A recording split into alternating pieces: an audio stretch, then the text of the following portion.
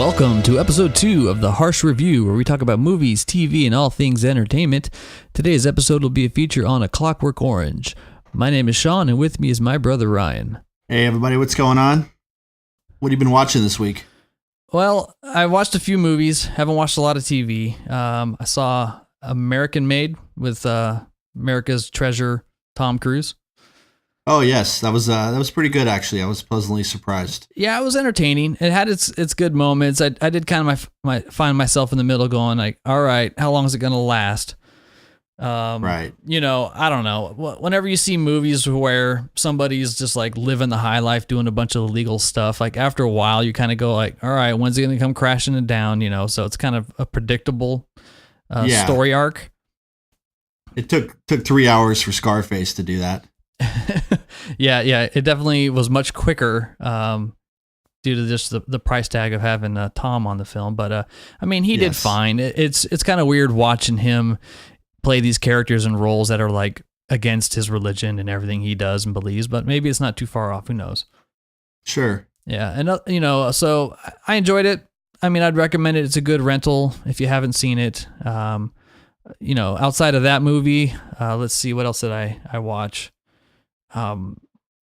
Saw It. Oh, last night. Yeah, I know you love that movie. What you think? You know, it was. I like it. I like the I kind of have an affinity for the series, just because it was a part of my youth. Even though in retrospect it is a little cheesy. Oh, the original. Yeah, you know, the made for TV whatever 8-part movie. Oh yeah. You know, with the judge from Night Court as one of the characters, and the guy from Rocky Horror Picture Show as the clown. Yeah. But the new one was good. I liked it. It was entertaining. You know, I thought it was a good.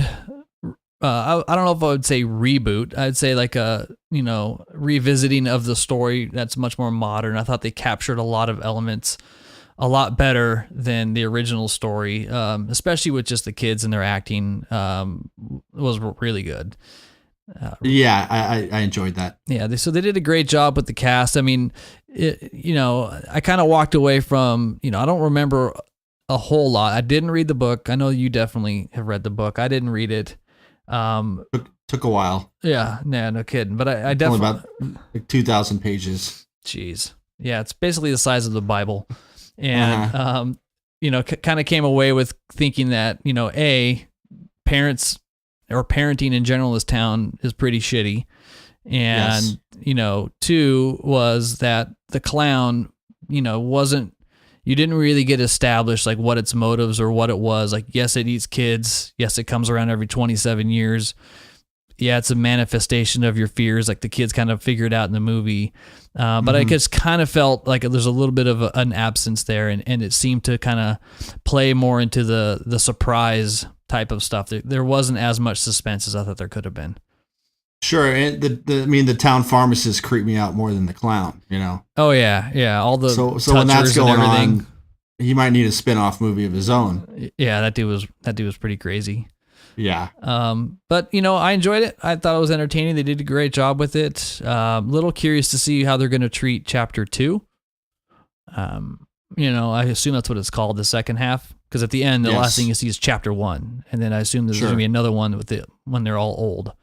Right. So hopefully that's in the pipes. I actually don't know, but I assume it. I assume that they are. Absolutely. What about you? Anything new? I just finished Black Mirror. Oh, on enjoyed Netflix. That. Yes. Enjoyed that quite a bit. I mean, for those who don't know, it's kind of like a modern American, not American, but just a modern version of the Twilight Zone. It's just more of a focus on technology and what it's doing to us and where it's going. So I burned through that pretty quick. It was only 6 episodes. So I highly recommend it. It's got some name actors in it. And what season are they on now? This is the 4th season, and started as a BBC show, and then made its way to Netflix, and so 4th season, I believe, just came out. And so you burned through the 4th season. I assume you've seen the other 3? Yes, yes. Okay. Yeah, I'm definitely lagging on that one. I need to add that to my. It's actually been on my list for like years or however long it's been on Netflix. Right. Just haven't gotten around to it yet. I remember hearing something about, oh, that's a show where there's like a senator is going to fuck a pig. And I was like, oh, I'll check it out. Yeah, that shouldn't be the first one you watch. Oh. That might detract. That might detract about half of the audience. Not so aptly placed as being the first episode of the whole thing. Okay, gotcha. But you might want to save that for last, like a little juicy treat. Yeah. Oh, well, there you go. Yeah. Anything else on your list there? Started Night Manager on Amazon. Starring House and Loki. House and Loki. One of those dry, British spy movies. Yeah. Which, interestingly enough, like all British spy movies except for Bond are pretty dry. But it's good so far. I'm only on about halfway through the first episode. It's what 6 episodes or something like that. It's kind of like a short thing. Okay. Yeah, I don't remember it being like a full season. It was somewhere around 6 episodes. Each one was maybe an hour and a half. A little bit longer than what you thought, and it was a little bit of a play between I enjoyed it. I mean, I saw that probably, when it was airing live, before I think it came to any of the streaming platforms. Right. Always a fan of, those actors and what they could do. And it was definitely a slow burn. Interesting story though. Sure. So I'm looking forward to it. I enjoyed it. Mm-hmm. All right. So, it's a new year. There's all kinds of stuff going on. And, I'm just starting to dig in on like, all right, well, what does 2018 have? And starting to plug back into a lot of the movie news and taking, seeing what's next. Like, when's the next time I'm going to go to the theater after the hangover that was The Last Jedi, now that whole honeymoon is over. And the next one that's coming up is the Han Solo flick. And that is, what is that? What is that? May? Sometime in May, that one's coming out. And, okay. And so with that one coming around the corner, I kind of said, well, where's the trailer? And there's nothing.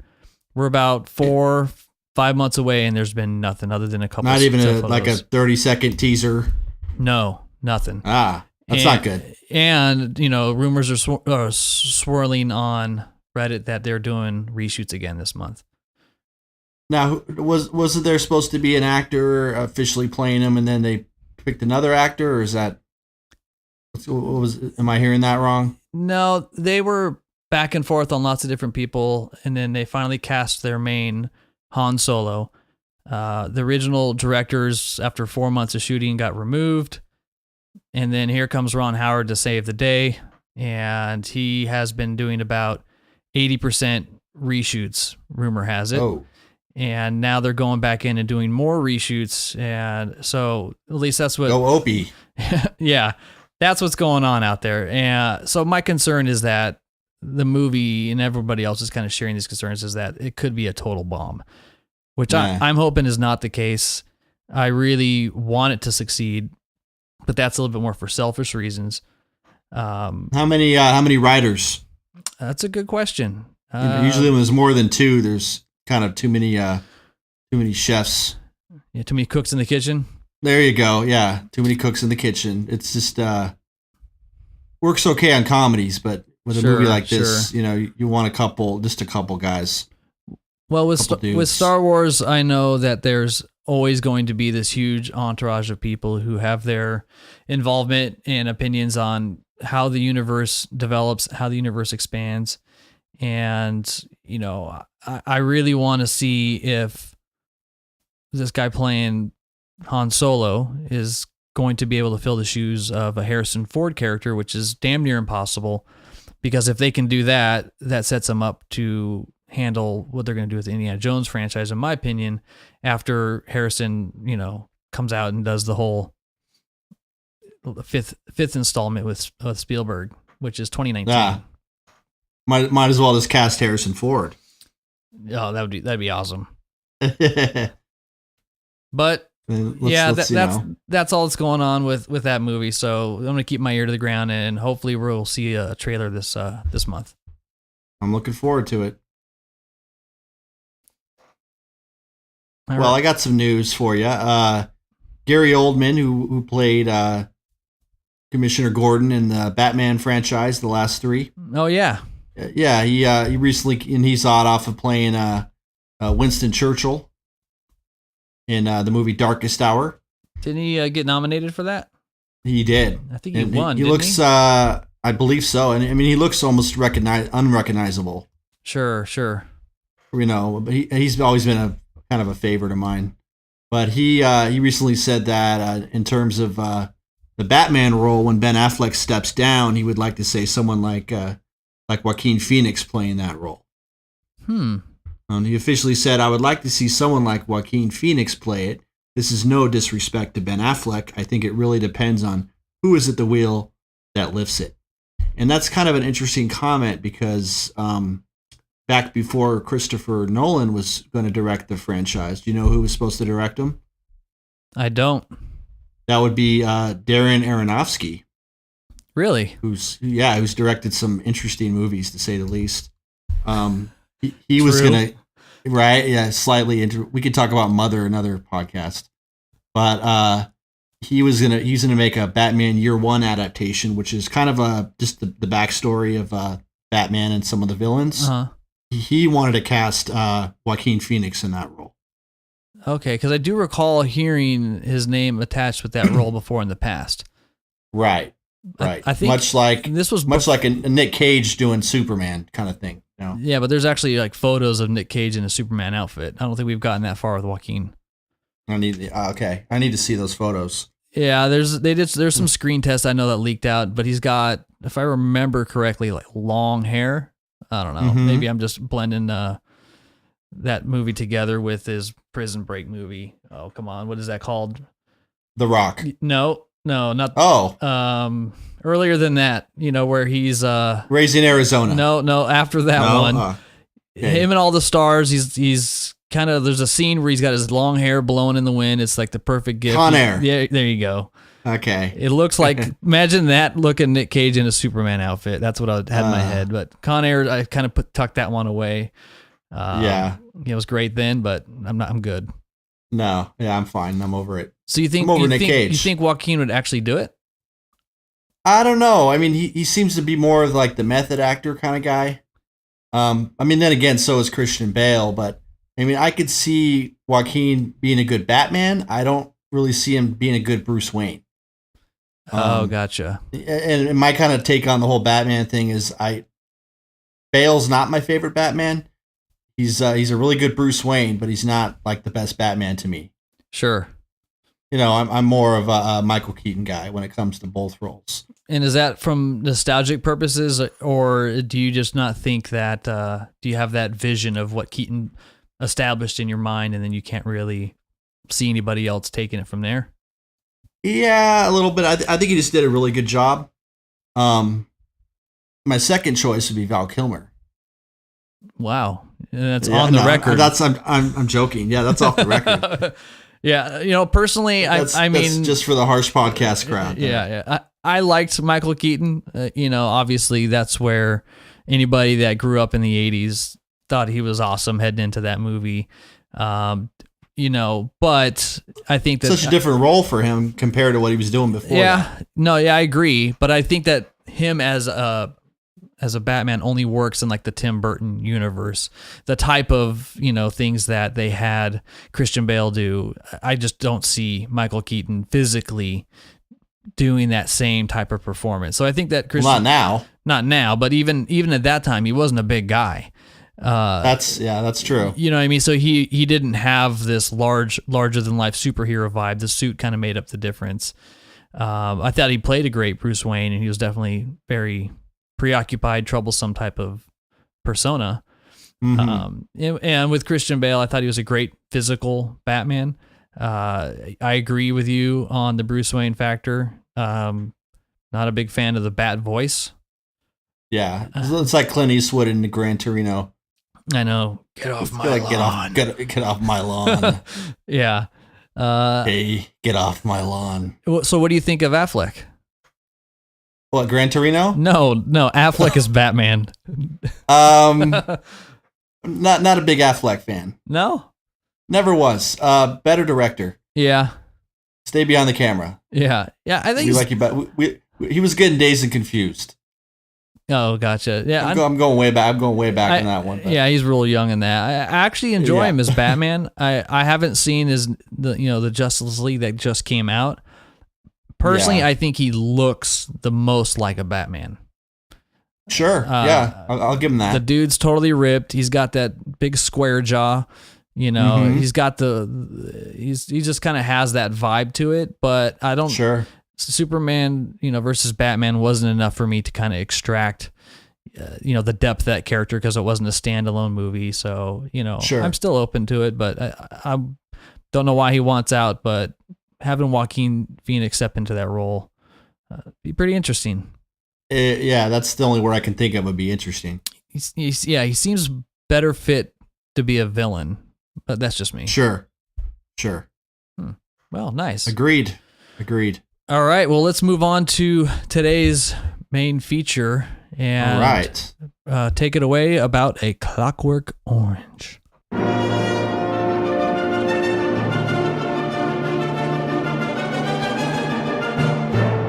For our maiden voyage of the podcast, I wanted to pick a movie that is one of my favorites. And so I'm going to talk a little bit about A Clockwork Orange. And I first saw this movie in college, I believe, and after watching it, I was very unsettled and disturbed, and just kind of tossing that movie around in my head for a while. But after thinking a lot about it, it became clear to me that it's pretty much a work of art, pretty brilliant and pretty brave for the time it was released. Yeah. So, how did you discover it? Was this something somebody told you to watch? Did you see it somewhere? It was a reference from somebody. I mean, I'd always kind of heard about it. Sure. Floating around. I mean, when it first came out in America, I'll get to this later, but when it first came out in America, it was rated X. Gotcha. So, a little mystique surrounding the film and some of the content. But yeah, it was just one of those things where, someone had a videotape. Back then, it was all videotapes. And, watched that and kept watching it, and it's really nothing like it, and that I've ever seen, and really nothing like it to this day. So, sure. What do you know about A Clockwork Orange before I get started here? Well, growing up around you, I definitely know you're into it. I swear you maybe even at one point had the poster. My first exposure to it was probably seeing the poster up on the wall in record stores and stuff like that. And you kind of know of its presence in the media. There's a lot of, iconic imagery and things that come from that movie. So anybody who's been around a while hasn't heard it or seen it would surprise me. Sure. I have seen it, but it's been so long that, I'm definitely not as intimate with you. So I'm kind of, just as curious to hear your point of view on it. Okay. But yeah, great choice. Let's dig in. All right. So Clockwork Orange was directed, written, and produced by none other than Stanley Kubrick. And it was adapted from a novel by one Anthony Burgess. It was written in the early 60s. And kind of an interesting backstory as to how it was written.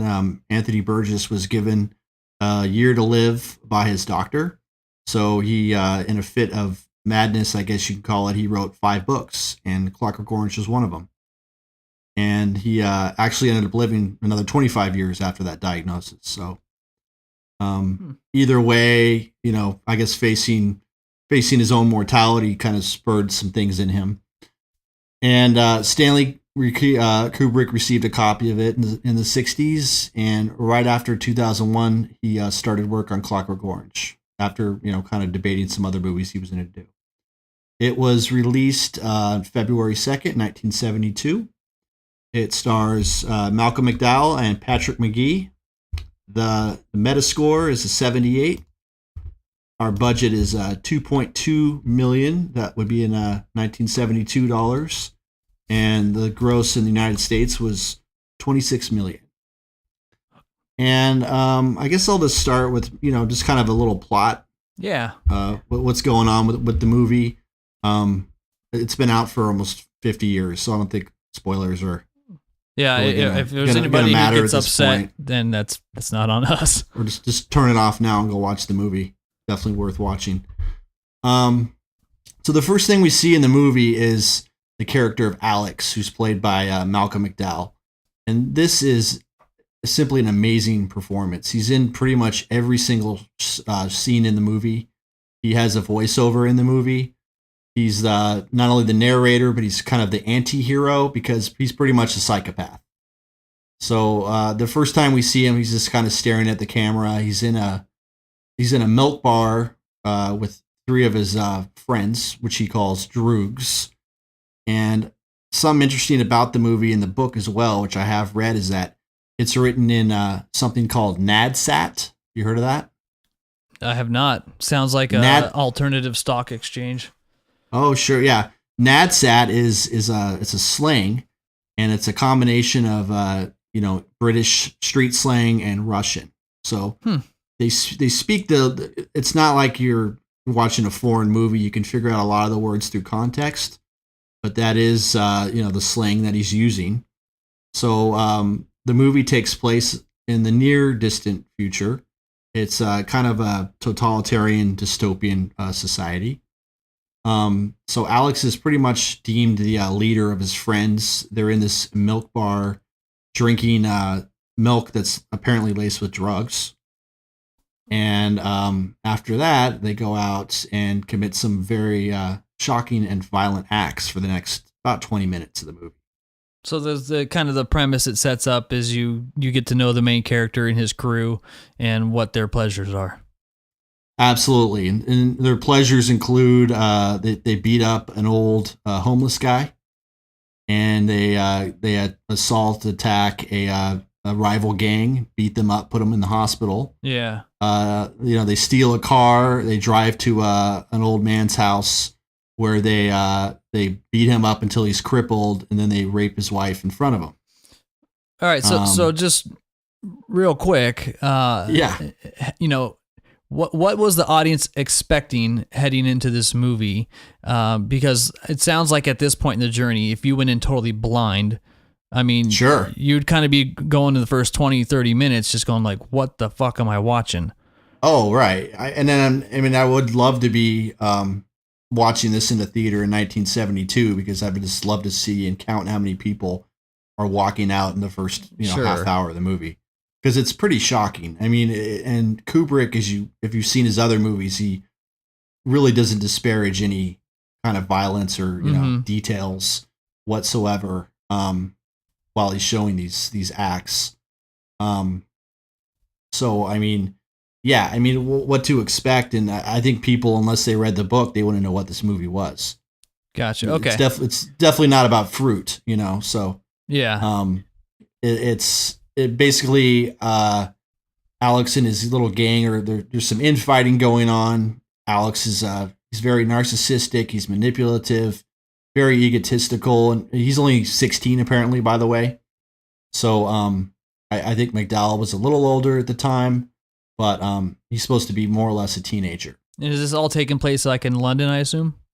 Yes. So it's all done in London. It's all pretty much shot in like real locations in and around London. There are some. I mean, it's kind of weird because you don't know how far in the future it is, because a lot of the scenery is very naturalistic, but then there's some futuristic elements like bright color schemes.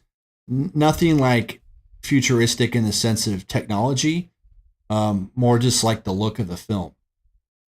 So that in itself is a little disorienting, along with the voiceover, with the slang, and then along with all the kind of crazy violent acts you're witnessing. Okay. So anyway, Alex and his gang, they break into an old woman's house, and Alex, pretty much in a kind of a semi-humorous scene, he attacks her with a very large sculpture of a penis, and attacks her with this large penis, and then he basically stabs her in the head with it and kills her. Okay. Which he doesn't know. And then as he exits, he hears some sirens, As he exits her mansion, one of his gang members smashes him over the head with a bottle of milk because, again, they're not really happy with the way he's running things, and they take off, leaving Alex to be arrested. So as he's being interrogated, Alex he thinks the woman, he didn't kill her. He thinks he just like made her unconscious. Sure. He learns that she died in the hospital, and so he's charged with murder, and then he's sentenced to 14 years in prison. Okay, so how far into the movie are we at this point? I would say this is pretty much like the first 45 minutes of the film. It's about 2 hours and 15 minutes in total. Okay. So the movie's kind of divided into 2 parts, which I'll talk about a little bit later. There's the first part where he's this kind of unruly teenager committing all these senseless acts of violence, and then there's a second half, which is starting as soon as he goes into prison. So while in prison, he's there for a couple years. It's pretty brutal, and then someone pulls him aside and tells him about this technique that the government is planning. And it's an experiment that supposedly reforms subjects who've committed acts of violence into model citizens. So after causing a little trouble in prison, they handpick Alex to be the first test subject for this technique, which is called the Ludovico technique. Ludovico? Ludovico, which I assume is some kind of Italian word. I didn't really look that up and find out what it means, but so he's released from prison and taken to a testing facility. So the technique is basically Alex is strapped down to a chair and his eyelids are pried open, and someone's constantly like putting eye drops in his eyes, and then he's forced to watch films that show basically they're violent films set to music. Okay. Yeah, and that alone is probably one of the most iconic aspects of the movie that you kind of see as pop culture references all the time. Am I wrong there? Absolutely. No, absolutely. I think even The Simpsons parodied that. No, yeah, I remember that. And The Simpsons actually references Clockwork Orange quite a bit. But that scene in particular, yeah, it's kind of the iconic scene of the movie. It's also kind of a comment on the film itself, because the first half of the movie, you see Alex committing, rape and robbery and torture while they're playing music that is not really fitting the scene.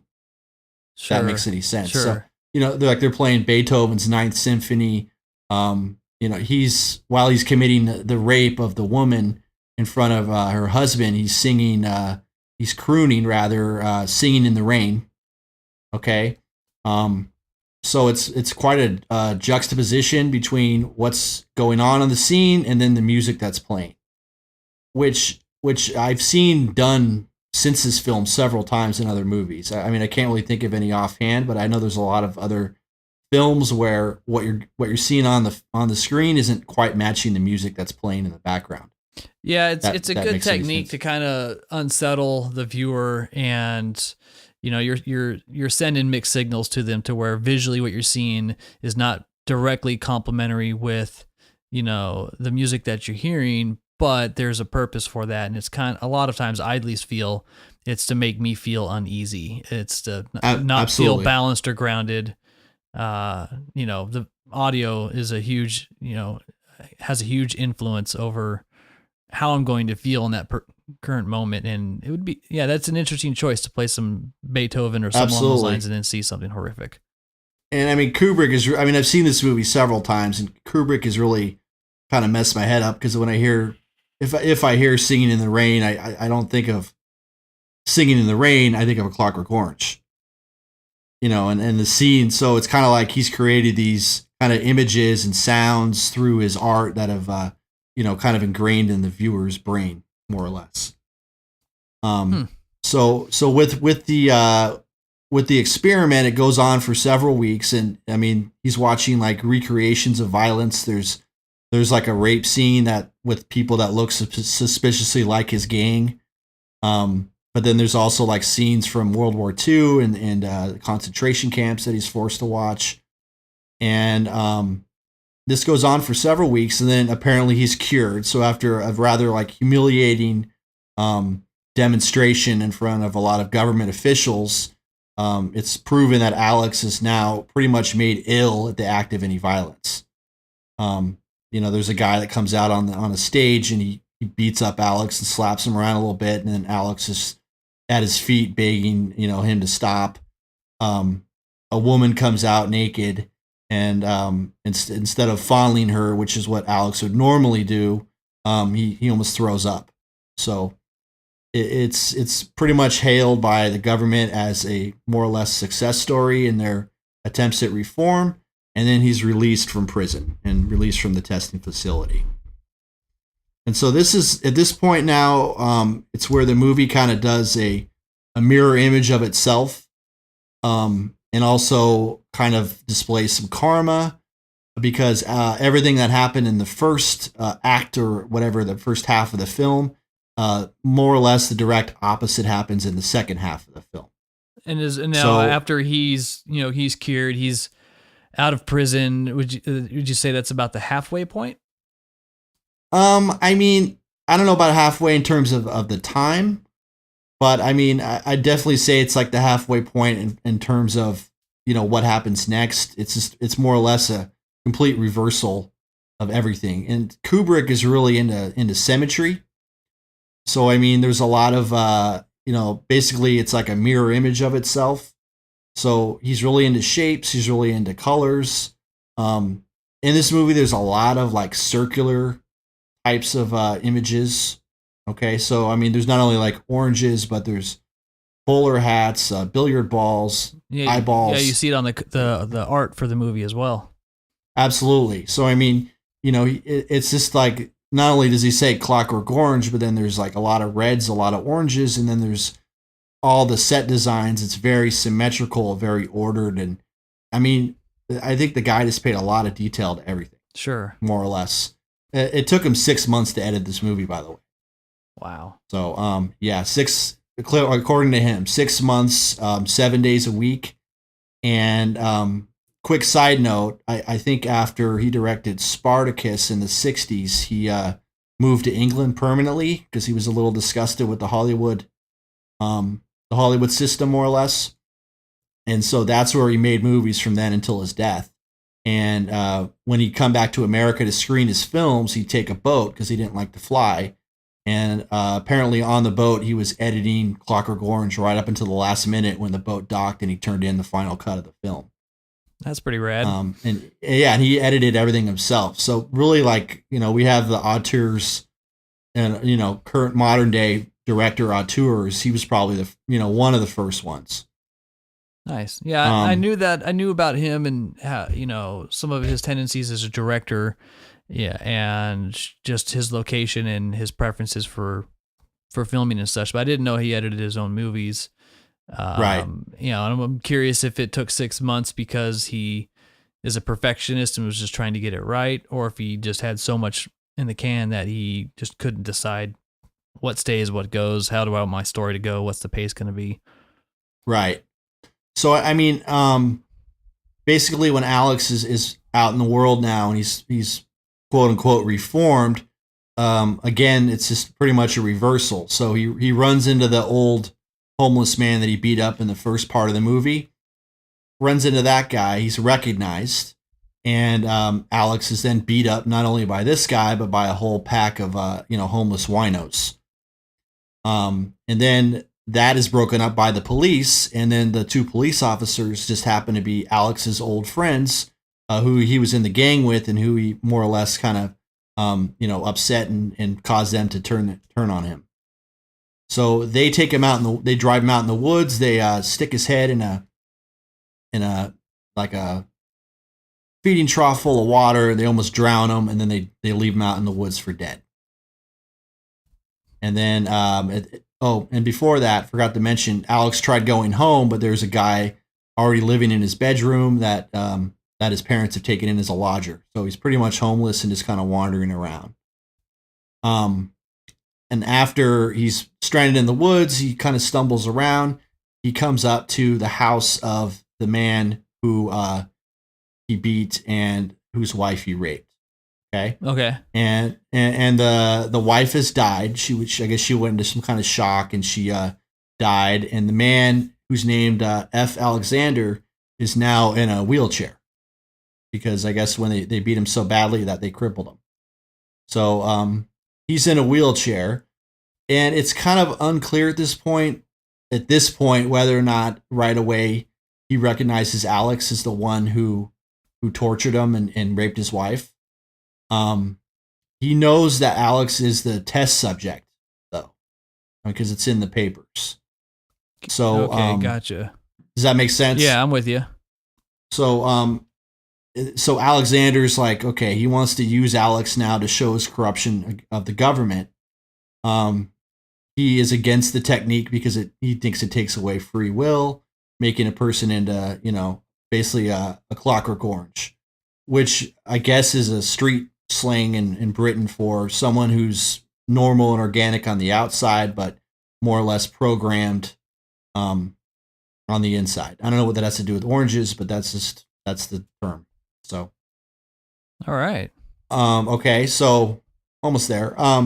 So Alex is cleaning up in the bathtub, and he starts singing in the rain, and it's then in a pretty crazy scene where the writer realizes that Alex was the guy who beat him and raped his wife, and he finally realizes that this is who Alex really is. Oh, so the person that he's with puts two and two together. Right, exactly. It's like the song, Singing in the Rain triggers that memory, and he knows, okay, this is the guy. Because, when Alex attacked the house, he was wearing a mask. It was obviously very disorienting circumstances. But the song is what triggers the memory. So the writer invites a couple of his friends over. They drug Alex while they're feeding him, and he passes out. And when he wakes up, he's in a room and locked inside the room, and they're blaring Beethoven, which prior to his technique treatment, Alex was a big fan of Beethoven, but now when he hears it, it pretty much drives him to madness. So Alex is in the room, he's very ill, banging his head around on the floor, and then he jumps out the window in an attempt to escape the pain. Okay. So you think the movie is over reasonable. At that point. Yeah, right? Yeah. Pretty crazy scene. Yeah. So it's basically, and that was what they were trying to do. They were trying to show that the technique it does not work. Okay. So, surprisingly, Alex wakes up in the hospital. The technique has been reversed after quite a blow to the head, and he's kind of back into his violent mindset. He's still kind of fantasizing and thinking about, violent acts. And that's pretty much how the movie ends. And the last line of the movie is, I was cured all right. Interesting. And that's A Clockwork Orange in summary, pretty much. Wow. Yeah, it definitely sounds pretty interesting, I would say, from the point of view of the story arc of the character. Really, it sounds like the book may have not been a large book. There didn't sound like there's maybe I'm reading into it too much, but oh no, you're right. It's called it's pretty much a novella. Oh, okay. Which is anything under like I guess 200 pages apparently qualifies for. And have you read the book? For novella? I have, yes. So, and what can you tell me about even has like this secret or the 21st chapter? Okay, well, the 21st chapter of the book is one that Kubrick decided not to leave in. Okay, and basically in the 21st chapter, it's Alex returns to his ways. He fronts another street gang, but then he becomes kind of tired of the same old thing, and so he reforms himself. He gets a job. And then he meets one of the old gang members that he used to be with, who is now married and living a happy life. And then the book kind of ends there with Alex, more or less reforming himself on his own. Which I think, I mean, if the movie had ended that way, I would not have been. I don't know. It's not really satisfying in the sense of the way Kubrick ended it. Yeah, I can understand. If you don't read the book and then you just see the movie, it opens up possibility, and it's kind of like it's an interesting ending. Whereas the book, I mean, he's going obviously he's kind of tying everything together. Yeah, you don't need resolution in the movie. That's right. Kind of leaves that fantasy up to that particular audience. Sure. I mean, so there's that ambiguity there is actually kind of a nice thing. Yeah, so that's the last chapter. Kubrick decided not to put that in. The author wasn't too upset, with the adaptation. It was pretty faithful in terms of the adaptation of the entire book, but Kubrick stuck to everything pretty much. Mm-hmm. But the author was more or less happy. Unlike Stephen King, when Kubrick adapted The Shining, which we'll probably talk about on another podcast. Yeah, not a big fan of that movie. Yeah, apparently not. Yeah. So I wanted to talk about a couple more things. Yeah. The soundtrack's pretty interesting. We have the classical music, but it also features something called a Moog. Sure. Yeah, very popular keyboard synthesizer. Mm-hmm. Right. So, there's a Moog synthesizer. Let's see here. It's filmed in London. I already kind of talked about that with the use of the location. When it came out in the US, it received an X rating, mainly for the rape scene. So I think for the US version, Kubrick cut out like 20 seconds of it to get an R rating. And in England, Kubrick ended up withdrawing the movie and not allowing it to be shown in any theaters. Pretty much because people were committing copycat crimes and, dressing up like Alex and the Droogs. And so Kubrick, and then some act of violence occurred close to Kubrick's home. And so he kind of decided, I think it would be best for the safety of my family to, pull this movie from theaters. So it stayed out of British theaters for a very long time. Wow. Yeah. So, and I think he eventually let it be re-released, but so it was kind of out of the loop for a while. It's crazy that a movie like that was able to get made in the early 70s. You know what? If they tried to make it today, it probably wouldn't be made. Yeah, that's true. That's true. Honestly, just with the kind of stuff that happens in the movie. But Malcolm McDowell in the movie is just so good. There's the scene where he's doing the treatment. He's really doing it. His eyelids are pried open, and I guess when they were filming the movie, one of the clamps on his eyes like scratched his cornea, and caused temporary blindness. Ooh. And there's a pretty lengthy interview on the Blu-ray, and he talks about how to this day his eyes are still messed up.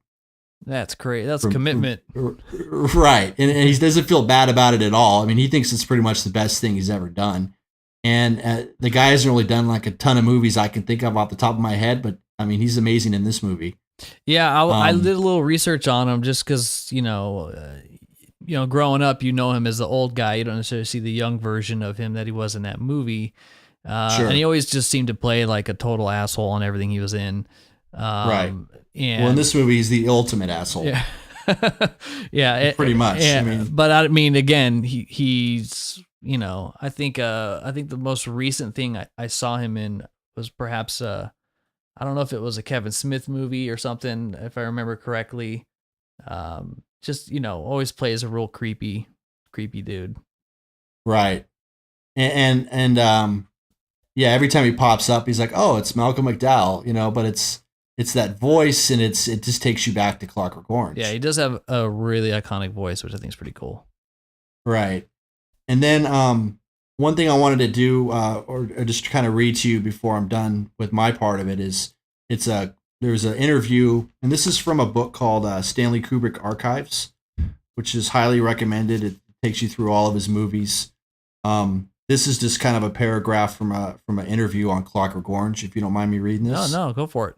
The question is, the violence done to Alex and the brainwashing sequence is in fact more horrifying than anything he does himself. And Kubrick's response was, and I found this to be kind of interesting because he gets a little philosophical here. Very smart guy. It was absolutely necessary to give weight to Alex's brutality. Otherwise, I think there would be moral confusion with respect to what the government does to him.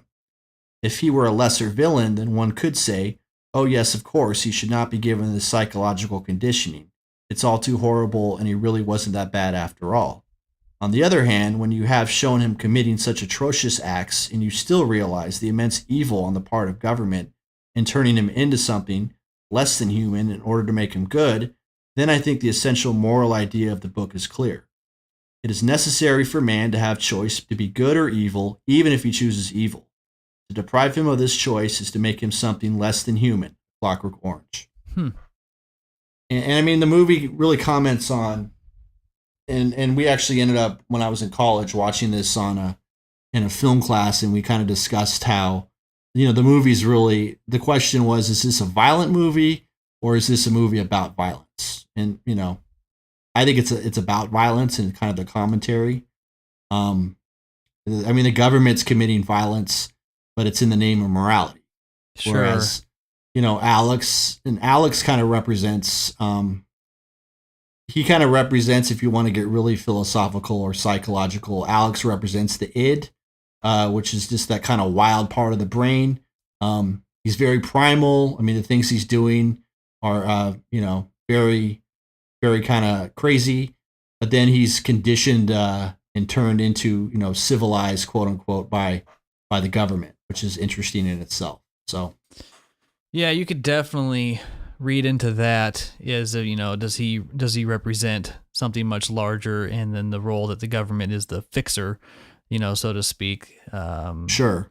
But that is a pretty interesting point of view, and I'm knowing Kubrick, what you see on the surface really isn't the true meaning behind what's there. Absolutely. It's a pretty heady movie. I'm sure it took a couple watches to really extract, everything that it had to offer.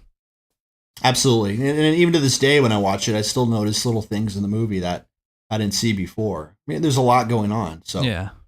Would you say it's Kubrick's best film?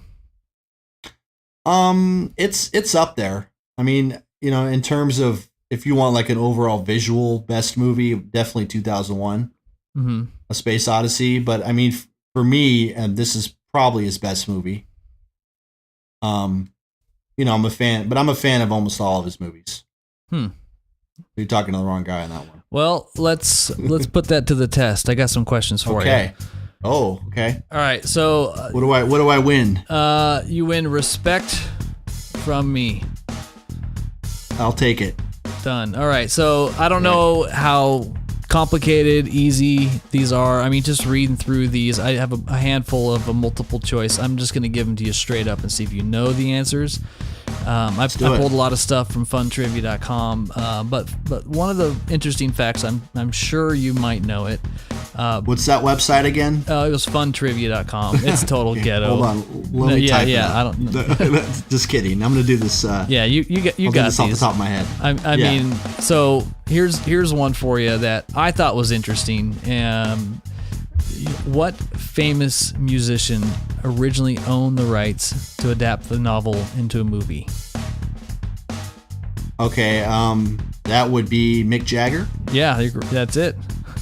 And he actually wanted the Rolling Stones to play the game. Yeah, that would have been a much different picture, I'm sure. Absolutely.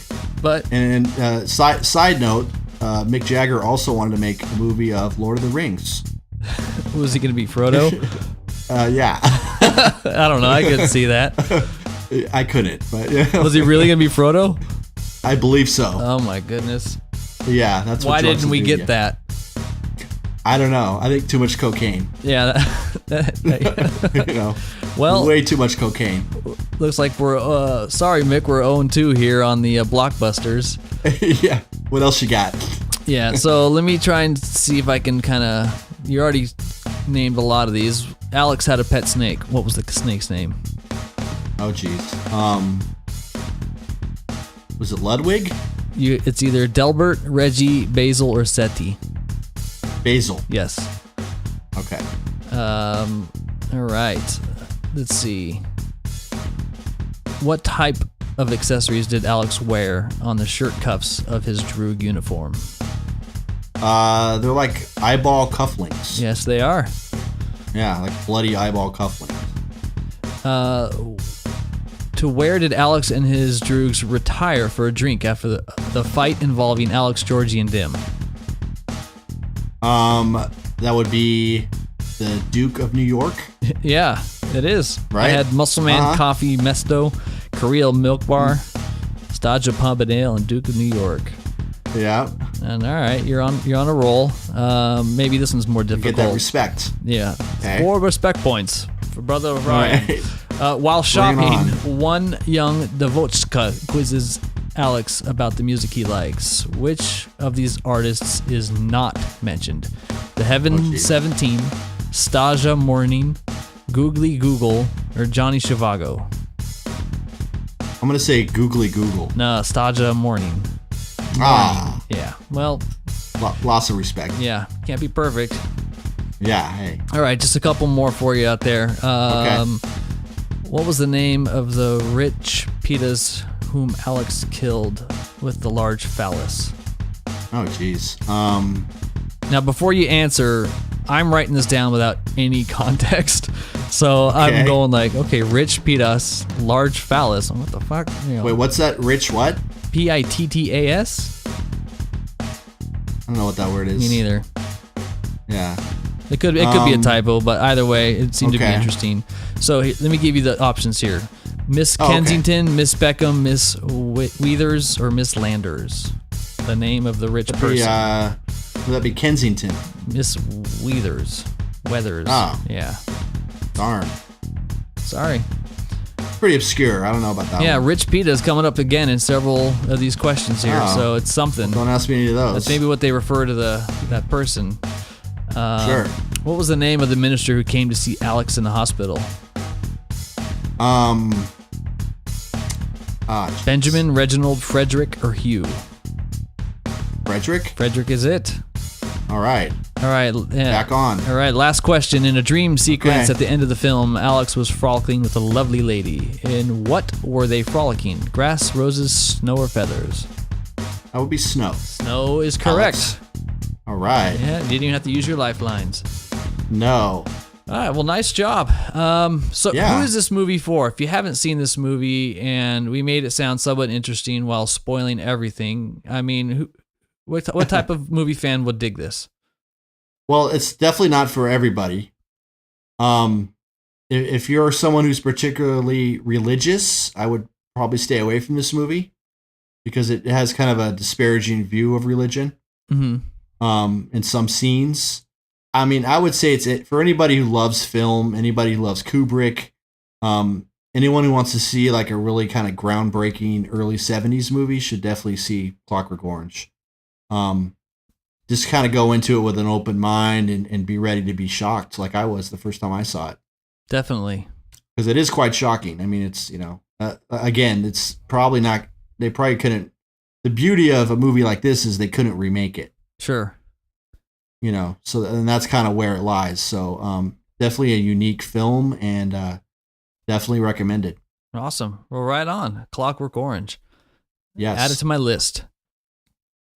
All right. Well, I think that about does it. Any closing thoughts, feelings, emotions? No. I'm still waiting for Lord of the Rings with the Rolling Stones. Yeah, I am too. I think now Mick. I gotta fact check that one actually. I think no. It but I'm sounds pretty sure, really like I've heard it before. But I do. even if they did it now, it would be interesting. Well, if they did it now, I think Mick would probably have to play Smeagol. Oh, definitely. He would definitely fit that role now. He's got the or same actually, frame. no.